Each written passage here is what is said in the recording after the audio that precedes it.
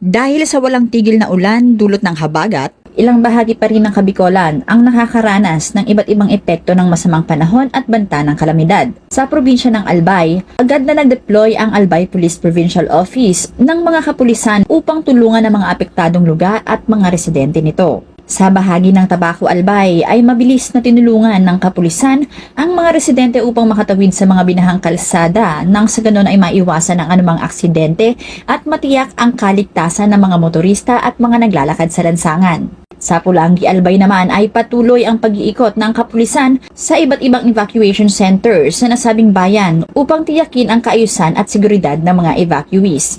Pinangunahan naman ng RPSB Team Bagakay ang isang road clearing operations sa bayan ng Jovellar bilang tugon sa mga naitalang sagabal sa kalsada upang maibalik ang normal na daloy sa daan at matiyak ang kaligtasan ng mga residente at motorista. Sa bayan naman ng Libon ay ipinakita rin ng RPSB Makabugos ang tunay na diwa ng serbisyo at malasakit sa komunidad sa kabila ng masamang panahon matapos silang tumugon sa panawagan ng tulong para sa isang batang may sakit. Hindi nag-atubili na rumisponde ang RPSB Makabugos na tumulong upang matiyak na makarating ang bata sa ospital ng ligtas. Pinapayuhan naman ang publiko na manatiling alerto, umiwas sa mga delikadong lugar at sumunod sa mga abiso mula sa otoridad. Patuloy naman ang Albay PNP sa ilalim ng liderato ni Police Colonel Julius C. Anunuevo sa pagtugon sa anumang oras, handang tumulong at magbigay ng agarang responde sa mga nangangailangan upang matiyak ang kaligtasan, seguridad at kapayapaan ng publiko sa gitna ng bagyo at anumang sakuna.